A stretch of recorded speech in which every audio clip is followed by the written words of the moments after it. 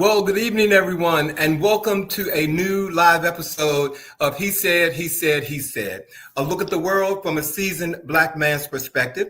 I'm your host, Alvin King, and welcome to another beautiful Friday afternoon or evening or morning, wherever you are, ladies and gentlemen.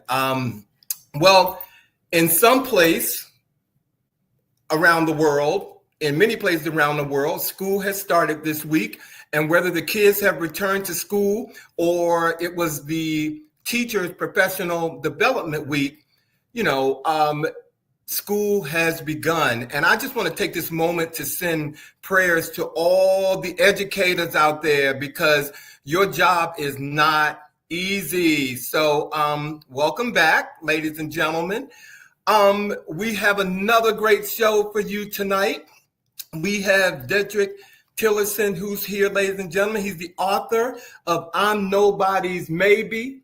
And I'm going to tell you, you can say it with me. I'm nobody's maybe. I know there's a lot of you out there that have said that and didn't realize the impact. Well, tonight, Dedrick is here to talk about his book, and it is really fantastic. I read it, and, I just want to give you just a little teeny critique of mine about the book, okay, real quick. Dedrick did really well of accounting, of some of the dating attempts for the highly qualified and credentialed Black gay man trying to find a place for his heart to call home. This book not only tells the story of just different emotions, but it also, the main characters' trials and tribulations, he covers them in a way that is relevant and very, very timely. And I can relate to a lot of it, a lot of the areas of the book that I read, and either through the main character or even the antagonistic. The book moves through life's problems every successful Black gay man has to deal with or may deal with trying to find his or his way. And the concepts around infidelity that he points out in the book and self-acceptance are truly, truly present everywhere, ladies and gentlemen. So please, please, please, if you can, get the book, but he's here to tell you more about it. I just have to give you my critique. This week also marked something that was really pivotal. Brian Cornell, Target CEO for 11 years, has announced his decision to step down effective February 1, 2026, to be succeeded by long-term CEO Michael Beldecki. The leadership change arrived amid a sharp and sustained downturn in Target's performance. Comparable sales fell nearly 1.9% in the most recent quarter. U.S. net income dropped approximately 21%. And the company is grappling with 8 straight quarters of lackluster sales. But this isn't about numbers, it's about values. Earlier this year, Target abruptly rolled back many of its diversity, equity, and inclusion programs, prompting widespread backlash. One voice stood at the front of that movement, Pastor Jamal Bryant, who organized a large-scale boycott, calling it a Target fast, and rallying hundreds of thousands, declaring this is the most successful, effective, and longstanding boycott of Black people in 70 years since the Montgomery bus boycott. Target attempted to engage Brian in dialogue, but at the time he declined to meet with them, not because he didn't want conflict, but because he demanded accountability and rightful recognition that the African-American consumer dollar matters deeply to business, especially ones like Target. Now, as Cornell steps down, it's clear that this departure reflects not only the drop in revenues, but also the powerful economic and moral message sent by Black consumers. Brian's leadership reminds us you cannot undermine equity, dismiss diverse communities, and expect their economic power, ladies and gentlemen, to sustain you. So today, let's give A well-deserved applause to Pastor Jamal Bryant. His conviction and courage reminds businesses and all of us that mistreating communities, stripping away DEI, and underestimating the African-American dollar isn't just a miscalculation, it's a reckoning. Thank you, Pastor Bryant. We're for holding corporations accountable and proving that ethical leadership and economic respect must go hand in hand. So praises to you. And now, ladies and gentlemen, I'm going to take you over to California because this is something that has just touched my heart this week. Grammy Award-winning singer, rapper Lil Nas X was hospitalized on yesterday for a potential drug overdose in Los Angeles after charging at police officers in an early morning encounter. While police did not offer his name for the, doing or who was put in custody, TMZ, as they always do, publicized a video showing Lil Nas X roaming the streets of Los Angeles dressed in a pair of white underwear and white cowboy boots and telling the person filming, "Don't be late to the party tonight," while mimicking a series of dance moves on the street. The incident comes just one day after he cleared his Instagram page and updated his name on the app to Queen Madeline, and began repopulating it with a series of odd posts showing himself posting in a series of costumes. The singer also shared teasers for his songs featuring collaborators such as Young Keo and Little John. And just this past April, if you all remember, Lil Nas revealed that he had been hospitalized due to partial paralysis on the right side of his face. The Old Town Road star never shared a diagnosis for his condition, but he did update fans a few days later after his initial post revealing that he was recovering and could now move his face. Again, this is not funny in the least. If the word "I'm in trouble" was an image, or "I'm hurting" was an image, that's what's happening with Lil Nas right now. Okay, this is not a laughing matter. I hope that he gets some help. I hope that the people who are around him are taking care of him, because this is definitely a cry for help. And the last thing I want to tell you guys about, I don't know this for sure, but I'm telling you because I want it to happen. Reports are circulating on social media to indicate that Cynthia Erivo is set to portray the legendary singer Chaka Khan in an upcoming biopic potentially titled Chaka, with a rumor release of May 2026. The biopic is said to chronicle Chaka's journey from her early days on the south side of Chicago to becoming a global music icon known for powerful hits like "I'm Every Woman." The film is also reportedly being directed by Ava DuVernay, exploring themes of resilience and overcoming barriers in a male-dominated industry. However, there's a lot of skepticism because it isn't coming from Hollywood right now. So people they're not sure that it's going to happen. But at the end of the day, if Cynthia Erivo is going to step in and play Chaka Khan, ladies and gentlemen, I say let her.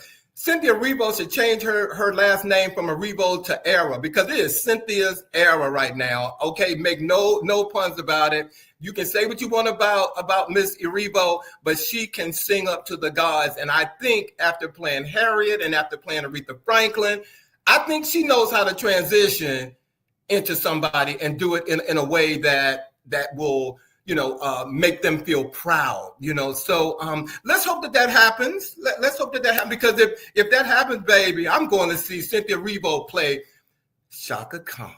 All right. Thank you, ladies and gentlemen, for joining us tonight. Again, we have a great show for you. Author Dedrick Tillerson is here.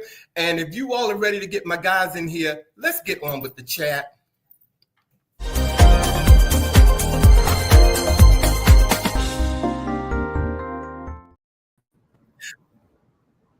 Hello, everyone.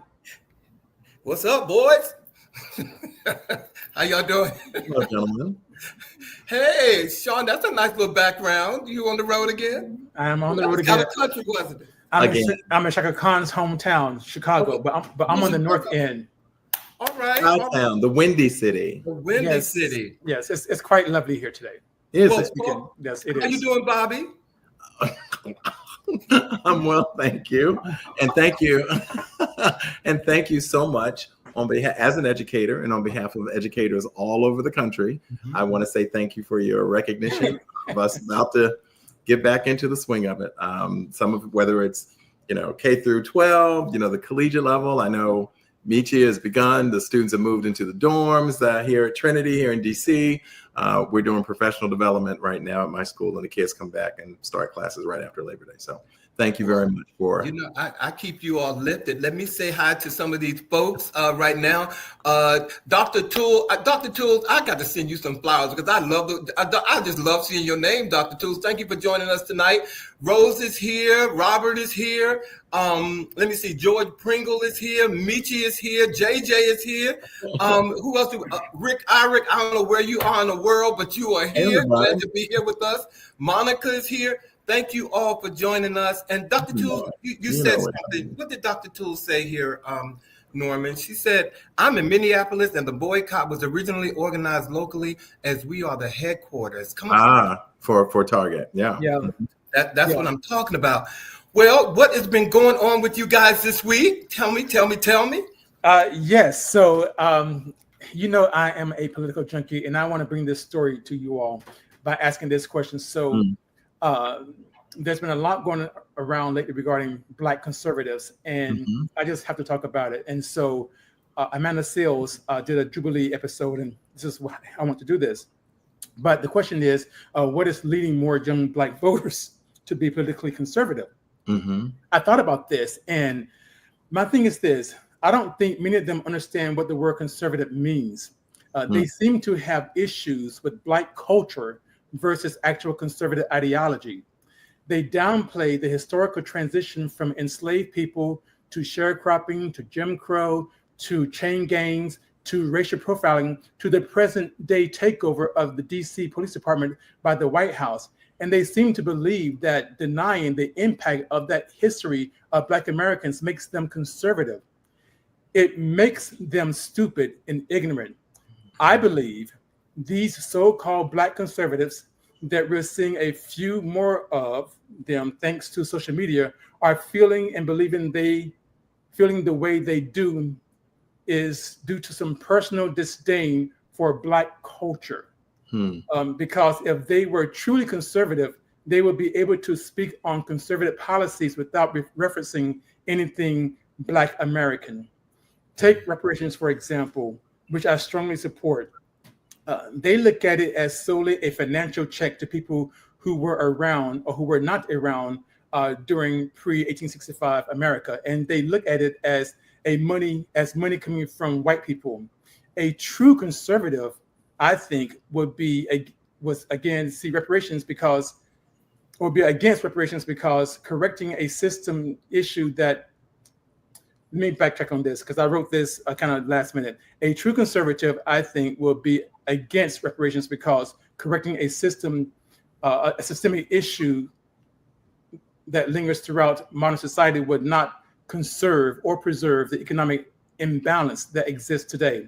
Whereas a progressive believes reparations, which would include removing systemic policies, would create equity and equality among the total population, hence why capitalism is the root problem. So if you had how would you address the widespread concern that these young Black conservatives are now coming to the forefront? Well, I think I was just about first asking the question is, do you have an issue with Black culture, or are you truly a conservative? And what does conservative really means? Do you understand what that word means? And I don't think they do understand what the word conservative means. So therefore, they have an issue with Black culture. When you look at the Jubilee episode from Amanda Seales, they all kept referring to something personal from Black culture. And in a very negative light. In a very negative light. Yeah. So they're not conservatives. They just have issues with certain aspects of Black culture that for some reason that they can't seem to either accept or just say, oh, that's just part of the culture, or a subculture, or a subculture. Right. Okay. Yes, I would say in some instances they feel themselves almost outside of the Black culture, actually. It's almost like they're talking about something that's beyond and outside of their own experience in many instances. I certainly agree with that. Well, I think if any of you have not seen it, thanks to Sean, I watched the YouTube, I guess I'm gonna call it a mini town hall that Amanda Seales did with young conservatives. And I thought I was gonna look at like 10 or 15 minutes of it. And it was like a vacuum. It sucked me into it at 4:30 in the morning for an hour and a half. And I tell you, my stomach just like, I was just in knots and listening to how ignorant and how uninformed and how detached these young people were talking to her. But kudos to Amanda Seales for handling it. I learned so much through her and that conversation, about, like you said, reparation. She spelled it out. She called them out on all their little personal whatever stuff that they were bringing to the table that it didn't mean a thing. So, but they're coming out of the woodwork, and that's a problem. It is. Yes. It is.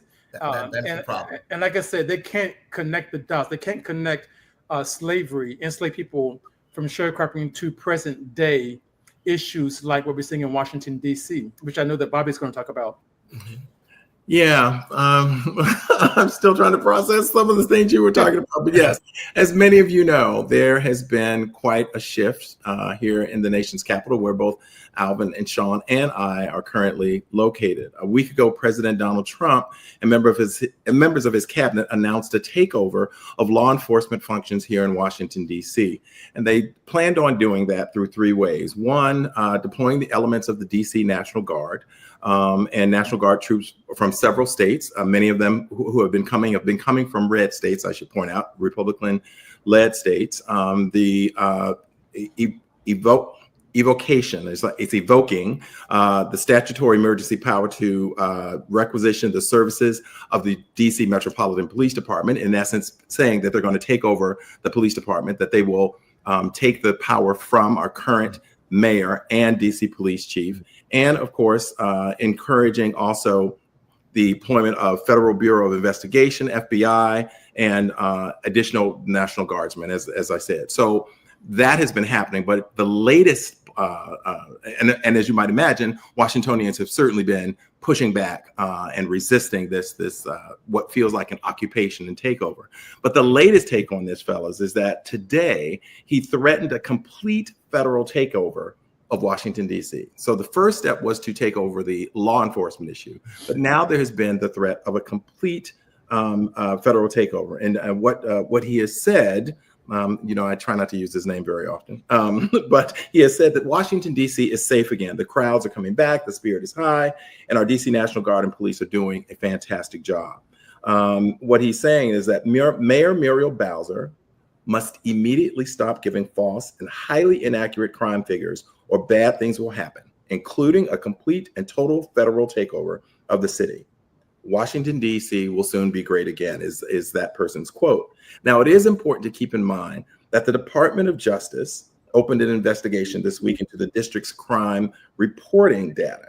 And the probe is headed by the Office of U.S. Attorney currently, the same office, though, that said earlier this year that violent crime in Washington, D.C. has reached a 30-year low. Now, for those of you who've not been following this closely, this was part of the issue. The leader of the country was portraying and creating this narrative that Washington was pretty much close to the Wild Wild West, right after figures had come out saying that most major crime categories had seen a decrease. And in fact, in some categories, the lowest it had been in a while. And so the question is this the sign of things to come? And what I really wanted to do is just take a few minutes to ask you guys about not just the statistics, but what it feels like for us, in particular, as three Black men living here in the nation's capital. Well, Alvin, you want to go ahead? And no, go ahead. Mm-hmm. Well, okay. So again, this is he said, and I'm about ready to pick up arms because this is really, truly horrific, and it's worse than what the media is portraying because a lot of stuff isn't being reported. Mm-hmm. As a commissioner, I do get texts and video images and what have you and so forth. It's bad. These stop and frisk that they're putting up just randomly around the city is creating horrific traffic jams around the city. Second, the Orange Man is lying. People actually have not gone out to restaurants like they used to. Restaurant attendance is down. It as is a matter down. of fact. Yeah. Okay. And as far as tourism, I'm downtown for work a lot, and it's not like it was before. So he's the one that's painting a negative. It's a false narrative. It's a false narrative. Yeah. Narrative. It's totally. I want to hear some of these. Thank you, viewers, for chiming in. First of all, I want to thank Michi. You know I love you, and anything if I can elevate you, I'm singing your praises. You are so welcome. But I want to go back to Dr. Toole, where she said they were actually saying that this is with Sean's story, that the young conservatives were saying that systemic racism did not exist. Okay. Yeah. And then Robert chimed in and he said that too many of those participants sounded like they were raised on the other side of the tracks and had no clue about their people. Well, that was totally clear. Yeah. Troy, thank you, Troy, for joining us tonight. Troy, we're going to switch to Bobby. Troy said bars on U Street reported a 75% drop and Adams Morgan 25% drop in revenue. Absolutely. It is crazy. It is crazy. And, I've been watching what I've been seeing on TV. And to go through, I'm back and forth through through Union Station a lot now. And to see all of that, the military trucks is so unnecessary, number one. And then I was in Noma having dinner the other night, and there were no policemen down there. But Noma didn't even feel like I was in DC. It just felt so cold. It didn't feel like it didn't have the energy that I'm used to seeing. And I know it's because of all of that. It's because of what's happening. And so it's just terrible. And I think Robert said that the GOP, who did he say, aren't doing their job? He said Congress is not doing their job. Yeah. Clearly. Let me tell you how bad it is. Clearly. The police force, the DC police force, as well as the federal task force, which now accretes about 1,000 additional federal officers, not including the National Guard. So that's more. They are doing these raids in the eastern part of the city, Benning Road, Ladiesburg Road. Black and brown communities particularly targeted. Absolutely. Okay. They're stopping cars and just opening up. And now I don't have the data in front of me, but I think so far they may have removed about 50 guns off the streets, which is, which is a good thing. Nobody's arguing that. Nobody's arguing with that. Nobody's arguing that. But what is clear is that Black and brown communities are being targeted. They mentioned a checkpoint even up on Georgia Avenue near Howard University. And I was like, well, did they have one near any of the other universities? Because Washington has a plethora of colleges and universities from which to choose. GW, no cops over there. Well, no. I know that we go ahead. No, go ahead, Bobby. I'm sorry. I know that we could talk about this forever, but I know we have a very exciting show waiting for you guys. Right. So I wanted to wrap up very, very, very quickly with something that I saw that I think is really, really important. 5 quick steps to remember here in the District of Columbia should you encounter one of these law enforcement officers. First and foremost, remember, number 1, you have the right to film the police. If you witness law enforcement interacting with a neighbor, the single best thing you can do is to record a video of the interaction with your phone. Number 2, am I free to go? If you are stopped by law enforcement officers, your goal should be to leave the conversation as quickly and safely as possible. So to do this, you must ask verbally, am I free to go? Number 3, I do not consent to a search. Law enforcement officers are allowed to pat down outside of your clothes, but for anything more, they need a warrant. You should not agree to be searched, even if you think police will not find anything legally. Say verbally, I do not consent to this search. Number 4, if you are stopped, generally remain silent. If you are stopped, detained, or arrested, it is safest to say nothing. If law enforcement officers are persisting in asking you questions, you can say, I'm going to remain silent. I want to speak to a lawyer. And finally, assert these rights. Knowing your rights is a great first step, and asserting your rights is even better. 5 rights everyone in DC should know should you encounter law enforcement. And I urge you all, if you tell a friend, Bobby has named them. If you can't find them, please go to YouTube and pull us up after we're gone, because you can't rewind this. Bobby just told you. Thank you, Bobby. Thank you. Just look up 3DC. Yes. Thank you all. And real quick before we wrap up, I do want to share something with everybody before we bring our special guest on. I want to talk about something that dropped like a bombshell this week also. ESPN's last-minute cancellation of Spike Lee's much-anticipated documentary series, The Saga, and its DA, Saga of Colin Kaepernick. And I want to break it down for you a little bit, let you know what's going on. Creative Differences is the official explanation from ESPN, Kaepernick, and Spike Lee. They say that all the parties jointly decided not to move forward. Production began in 2022, and by 2024, the project was reportedly near completion, even though creative disagreements were already hanging over it. What sharpens my intrigue is the timing. The cancellation happened just days after the NFL acquired a 10% stake in ESPN, gaining access to NFL Network, Red Zone, and other assets. Now, ESPN president Jimmy Pitaro says quite directly that the cancellation had nothing to do with the NFL deal. He claims the decision was made months earlier, well before the acquisition news surfaced. Still, I'm still skeptical. So, was this really just about creative vision, or could it be that once the NFL had influence in the room, when our Caucasian boy stepped in the room, a documentary about the league's most controversial activists became too hot to handle? That is. Do you think that had anything to do with it? First of all. Well, I am currently on a very, very long boycott of the NFL, and the reason that it began was the treatment of Colin Kaepernick, my fraternity brother, but also an extraordinary quarterback who shall be known for far more than just throwing a football as a result of the sacrifice that he has made and them making him a sacrificial lamb. So I question all of it, and I deny any truth to the fact that it is coincidental or not connected to this acquisition. Yeah, I mean, I don't know much about this, but I'm assuming that ESPN is still owned by ABC, but just owned by Disney. Is that correct? It's the principal. I think they have still the principal leadership, but the NFL is now heavily involved with it. What I'm trying to get at is that if ESPN is still owned by ABC, which was sued by the Orangeman administration, I'm thinking that that's the there could be a connection that could have something to do with it as well.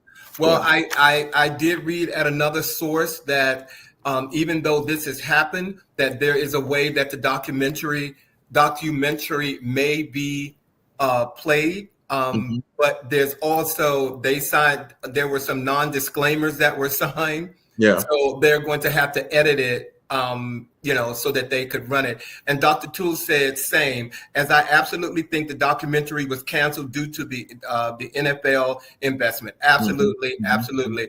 Yep. All right.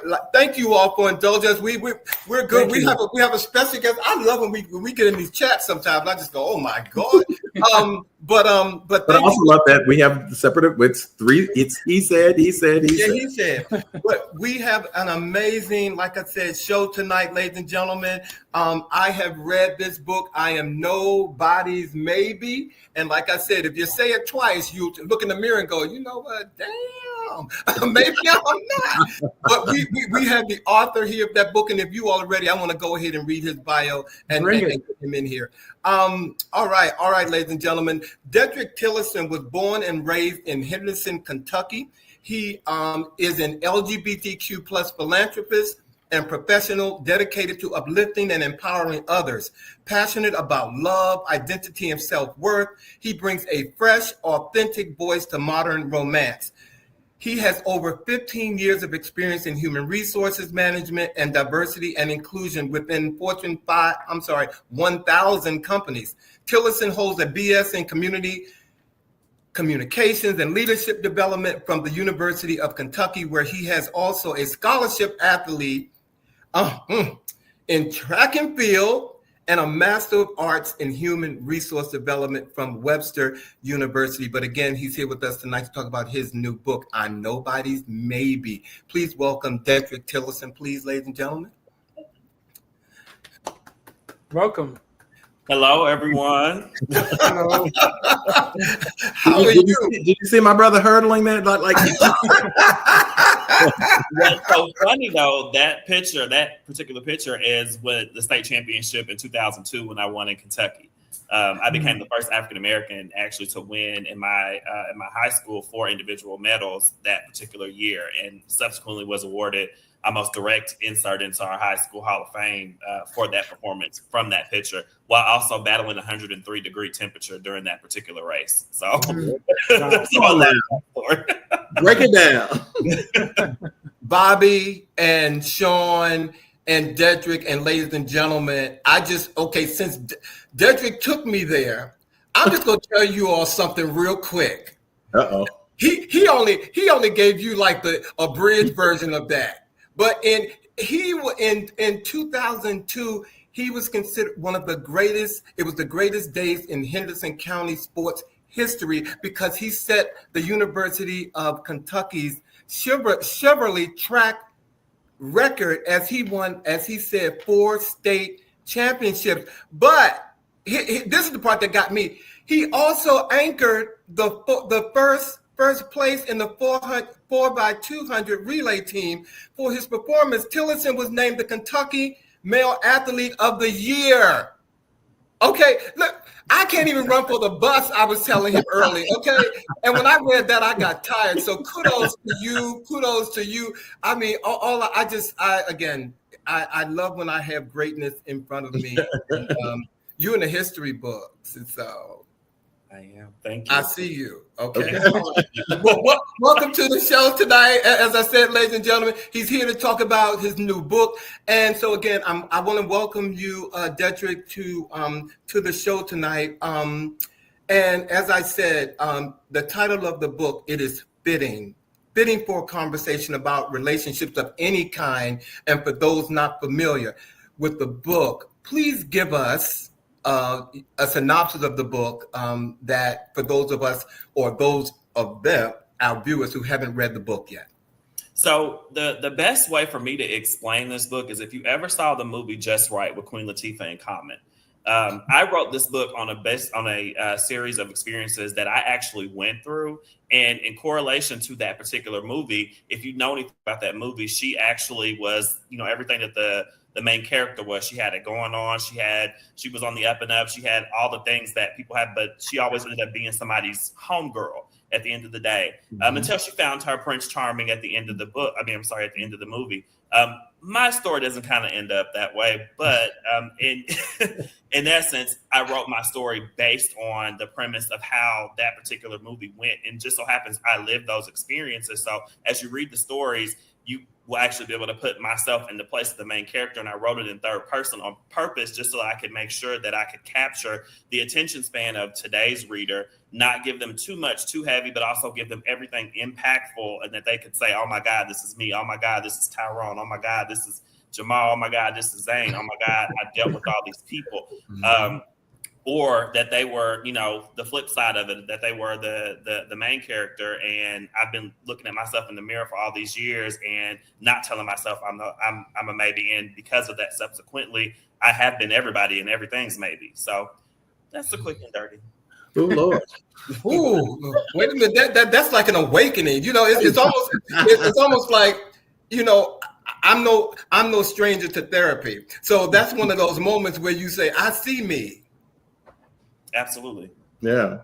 Damn. So I was going to ask the question about what inspired you, and you've kind of led that obviously the movie that you saw also is kind of similar in its storyline, and that you have indeed utilized your own personal experiences to inspire you to write the book. So it begs the question, was that a difficult process for you? Did you feel vulnerable actually sharing, such personal experiences documented in this way?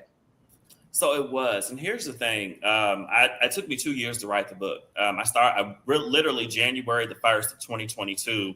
I woke up and I was like, this story was put on my heart, which to me came from God. So I started mapping the story out, and when I started to write chapters 1 through 3, it got a little bit rough. I started to relive those instances that happened in those situations, and I was like, "Oh Lord, let me take a break."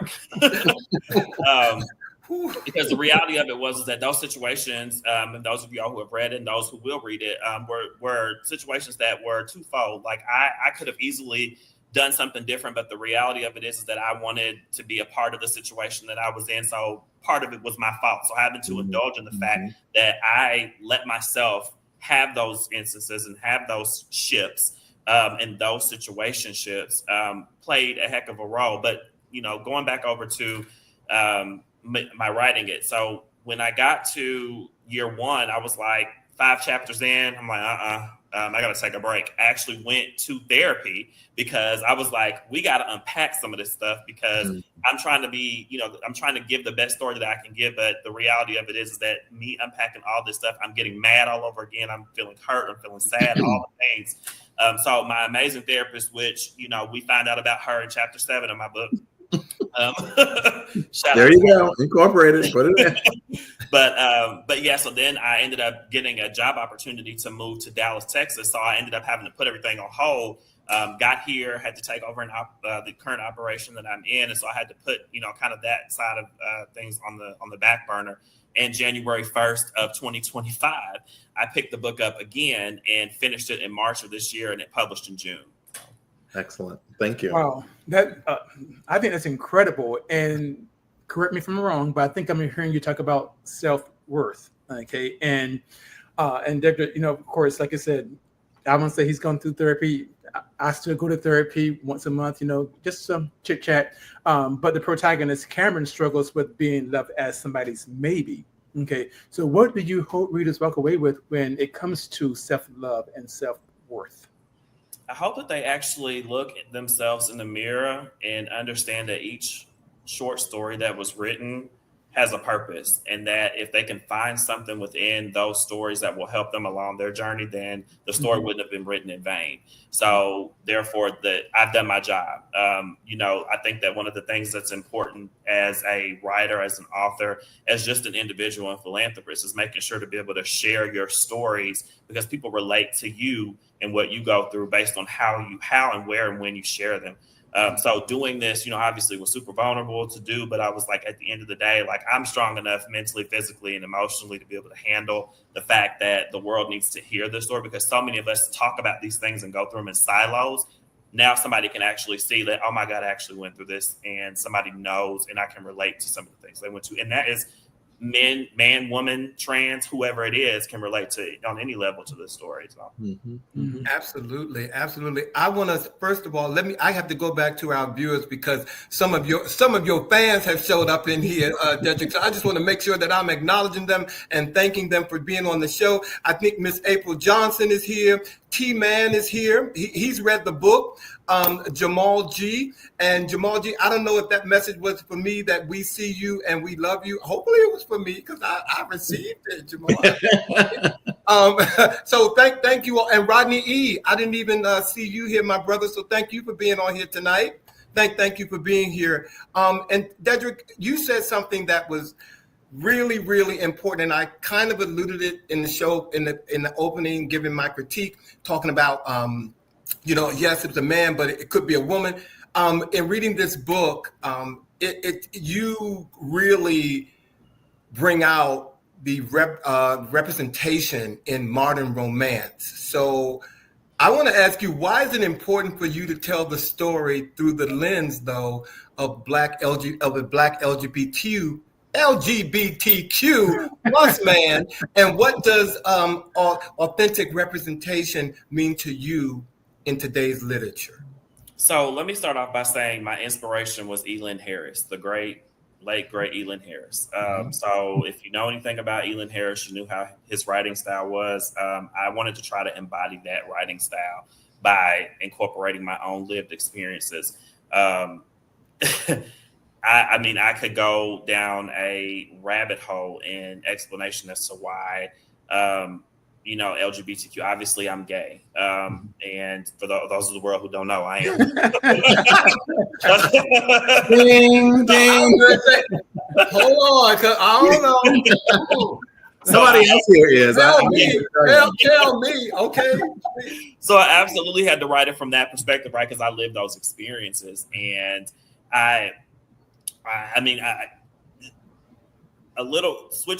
flipping over a little bit, a lot of the responses that I'm getting have been from the heterosexual community. And I didn't know what would happen. This is my first book. I just wanted to put a story out there that I felt like people could relate to, but more importantly, that I could just get it off of my chest, get the rock off my shoulder, the bearings off my back, because I felt once the day that this book released, I was able to breathe a sigh of relief. But I feel like that every person, the LGBTQ plus, ally, etc., can and will relate on any and all aspects to this book. So, obviously, it coming from me, I lived it. So, I have to raise my hand and say I'm living it. I was on the train reading this book last week on my way to New York, and I was like, Dedrick, I don't like you right now. I don't like you right now. But, I know that you're not talking to me, but you're talking to me. And I'm just going to keep on reading this book. So I'm glad I did. Sorry, Bobby. I just had to. No, I hope you were on the quiet car and not talking to anybody when you were. Why are you trying to get up on my business, how I roll? I know you. I know when you get in a good book. So Dedrick, you have 15 years of human resource management and diversity and inclusion. God bless you. I'm a diversity practitioner at my school where I work. So God bless you for the work that you're doing. So I'm curious as to whether or not your training, your professional background has influenced in any way the way that you've approached writing this book around issues of identity and inclusion and belonging and so forth. Has it impacted the way that you've approached your writing? It absolutely did.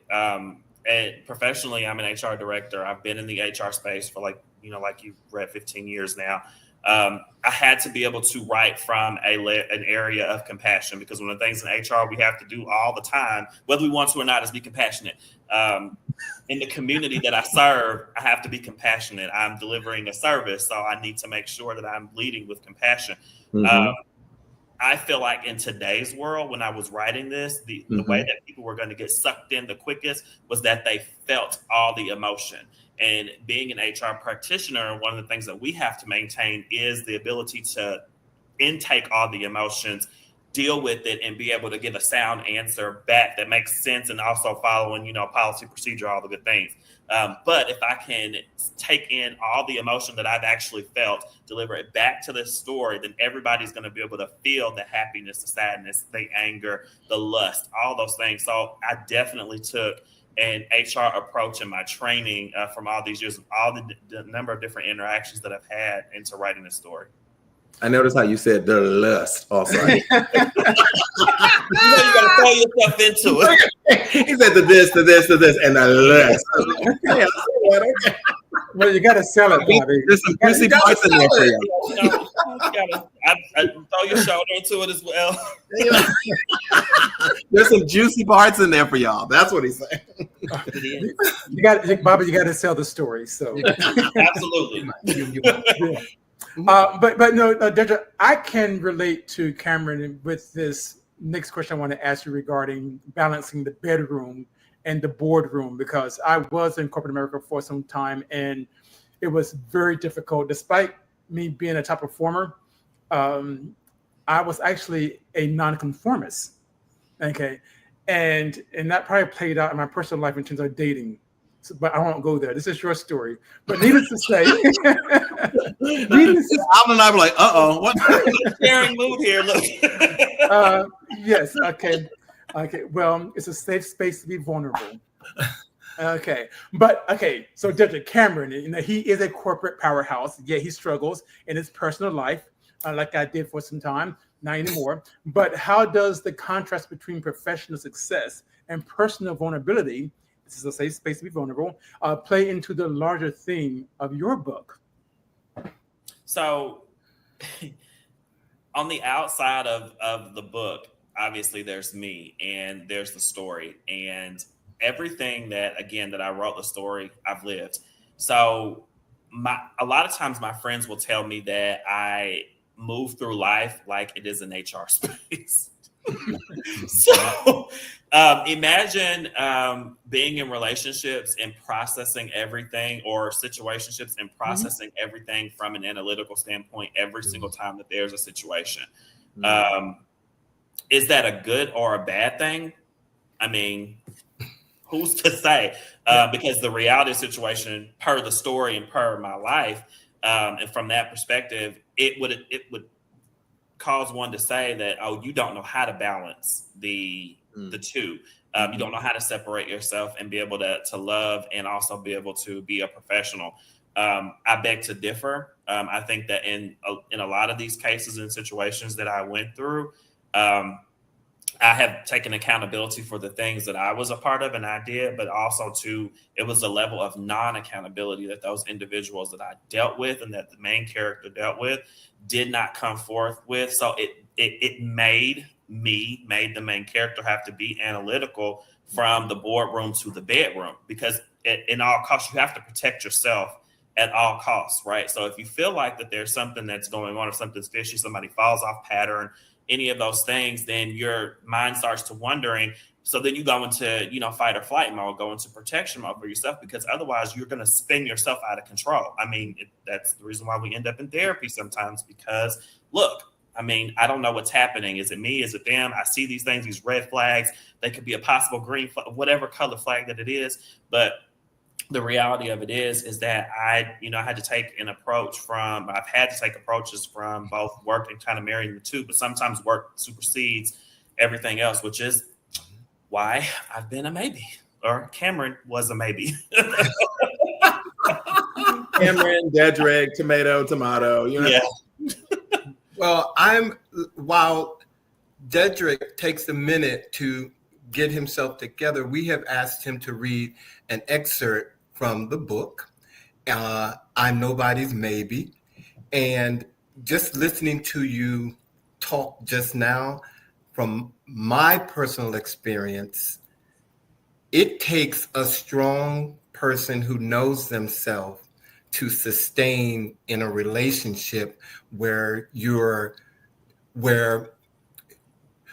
both parties are balancing professional and personal.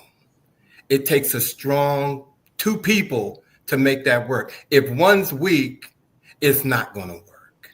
I've reached that conclusion.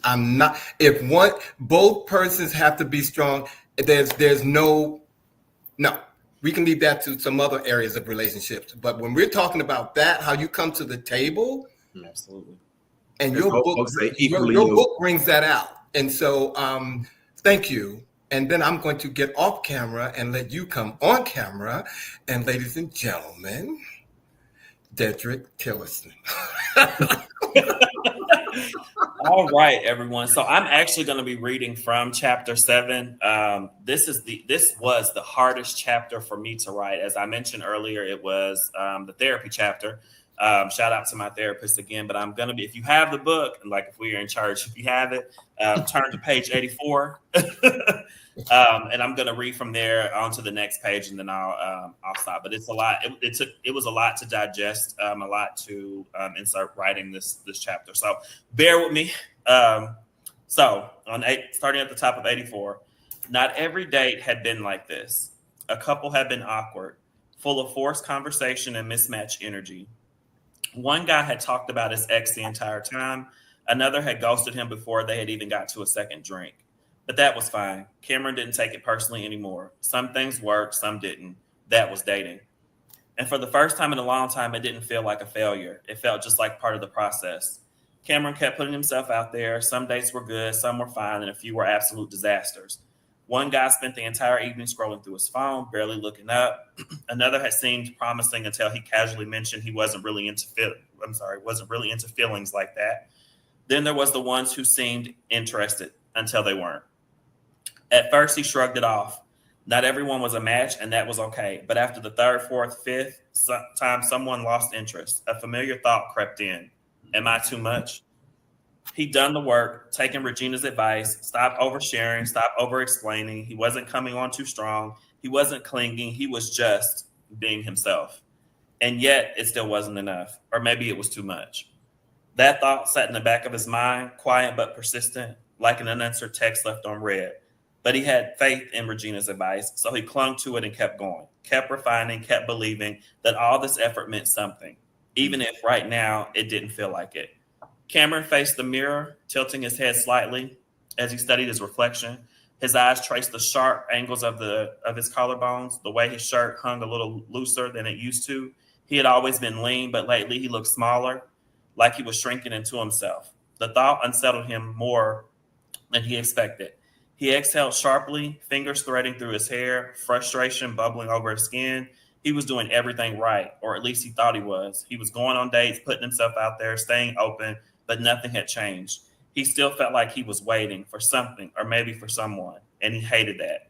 So if the inside wasn't cooperating, maybe he could focus on the outside. The next morning, Cameron didn't need a gym membership. He had practically lived in one for years. Training had been second nature, something woven into his routine for as long as he could remember. But somewhere along the way between the career shifts and the mental exhaustion, he had let it slip. Not intentionally, not all at once, but enough that when he finally stepped back into a gym, the first workout was a wake-up call. His endurance was still there, but the strength, the precision, the ease, it had dulled. The weights felt heavier than they used to, and his movements were less sharp. The soreness that followed wasn't just in his muscles, but it settled deep, a reminder of how much time had passed. But he kept showing up, not for validation, not to reshape himself into something more acceptable, but because this had always been his space, his way of finding clarity when everything else felt unsteady. And that is chapter 7. Okay now. Ladies and gentlemen, I was sitting there reading the book with him, and see, you all have to get the book because page 86 and 87 will turn you. Okay, it will turn you, and because he said sometimes we have to go to the cliff, but we can't jump. And you have to get the book, ladies, and you can get it on Amazon and Barnes and Noble. Barnes and Nobles. Thank you. Woo. So Dedrick, the reading that you shared with us speaks to a couple of things, certainly strength and endurance, as you mentioned, but also resilience. Now, as someone who, former athlete, the training and all of that, corporate America, and all of those things, that academic, your academic accomplishments as well. Would you think that all of those combined have helped you to be able to reach the emotional depth that you need to be to kind of write this kind of book and be that vulnerable? I absolutely do think so. Having, gone through those things, having had the training, the education, if I were to go back in my mind and extrapolate some of those things, I don't know that I would have the emotional capacity. I don't know that I would have even stepped a foot inside a therapist's office and even shared information that said, or even got or received information from her that would allow me to do the work on myself that would ultimately be able to allow me to write this story. So absolutely. Yeah. And you also mentioned earlier about other people and how this project, this book, isn't solely just for you, but you want others to gain from it, if you will, because of it's common to what you went through is something that most folks can relate to. I certainly can relate to a lot of it as well. And that takes me to my question regarding community and philanthropy. Again, you're deeply passionate about your work and uplifting others, but how did you see your writing, if you will, particularly with this book, as an extension of your mission, that mission when it comes to community and philanthropy and uplifting others? I think that this is such a new space for me. Like I said in the beginning, I didn't know what would happen when I put this story out. If you know anything about me, sports have been my life forever. I have a nonprofit called Fullest Sports that's dedicated to the advancement of LGBTQ sports and in minority participation. I started that organization 11 years ago, and I have been able to share these types of messages with my athletes, young or quote unquote what people would consider older. But I definitely believe that writing this story and just, my training alone, my athletic determination, as well as dedication, as well as discipline, has given me the ability to be able to not only share my experiences, but be able to relate to a lot of people on a lot of different levels. Because one of the things I always say about myself, and even in the workspace, I can meet you where you are. It doesn't matter where you are in your life. I've been there. And I like to tell people that I've lived a lot of lives. I spent some time in DC I know you guys lived, I don't know if you read it or not, but I was there for almost 3 years. I've lived a lot of places, traveled across the world, thank God, to be able to say that I can meet people where they are truly. And having been able to write the story, it further enhances that, even as I go out into spaces that are, LGBTQ friendly, sit on panels, any of those things, or even not LGBTQ friendly. I even went as far as to get my life coaching certification because, obviously as an HR practitioner, I feel like I'm a daily life coach anyway. So I was like, let me just go ahead and put the credential behind my name. So definitely. Wow. Thank you. Thank you very much for that. Well, ladies and gentlemen, we have reached the end of our interview with Dedrick Tillerson. And believe me, I don't, I could go on and on and on because, again, I want everybody to know what's in this book. So I'm going to say it once again. Please go to Barnes & Noble or Amazon.com and get the book I'm Nobody's Maybe. Or you can, I'm sorry, I don't want to interrupt you. If it's an easier route for everyone, make sure, or you can go to my website and it'll drive you straight to Amazon to be able to order. So djtillerson.com, you'll be able to go right in there, check out a lot of what's happening, blog posts, but it'll drive you straight to where you can order the book as well. Amen. And I'm going to say thank you, Tamika. Yes, get the book. I hear you, girl. I got it. So now that the book is out on the street, what is next for Dedrick Tillerson? I don't know. Joking. So definitely. So if you read the story, each chapter ends where a new book can begin, and that was one of the things I wanted to embody around Elin Harris's writing. So saying all that to say, I'm going to be writing a series of books in relation to this. That is plan number one. And also, too, I'm just absorbing all the spaces that want to have me there to talk about it. I feel like that this book has unlocked a lot of different spaces that want to have conversations that, again, have happened in silos for so long that now are being brought out to the forefront. And that let's face them head on. And who better to be able to be there to talk about those things and people that are actually myself that have gone through it and can actually relate. Amen. Amen. Yes. Ladies and gentlemen, please, you can click inside the chat box. But Dedrick Tillerson, author of I'm Nobody's Maybe, thank you for joining us tonight. Don't go away. We're going to bring you back on the closing, but thank you for being here with us tonight. We really appreciate you, brother. Thank you for having me. Thank you. So, ladies and gentlemen, okay. I'm not going to tell you because I've already told you 18 times to get the book. Because you're nobody's maybe. You're nobody's maybe. Okay, you don't need to be. No. But next week we're going to be live with you again, and we're going to do a Let's Get Newsy next week, ladies and gentlemen, and we're going to wrap up as much as we can that has happened in the month of August. There's a lot of stuff that happened in the month of August. So we want to make sure that we get to it. And if I may, I want to read the words of the week before we let you all go, because this was very timely and very important to me. So Bobby, thank you for this. I truly appreciate kindness. I appreciate people checking on me. I appreciate a quick message. I appreciate those who ask if I'm okay. I appreciate every single person in my life who has tried to brighten my days. It's the little things that matter the most. And I thank you. And I want to dedicate this show tonight, ladies and gentlemen. It has been a very, very, very, very tough week. I lost my best friend of 50 years last Saturday. He would come on the show. His name is Derwin Cherry.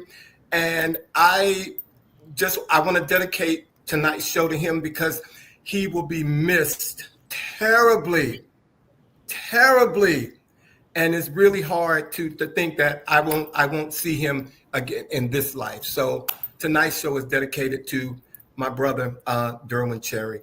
So if we may bring Dedrick back to the stage, please, before we let him go.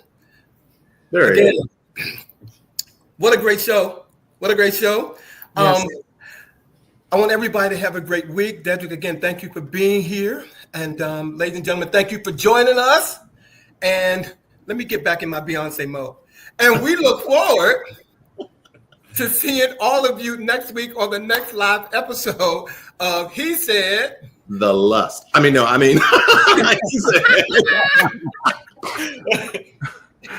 said. Lean in. Ladies and gentlemen, have a good week. Dedrick, thank you for being here, my brother. Thank y'all. Thank See you. you guys. Good night, everybody. Peace. The Lust.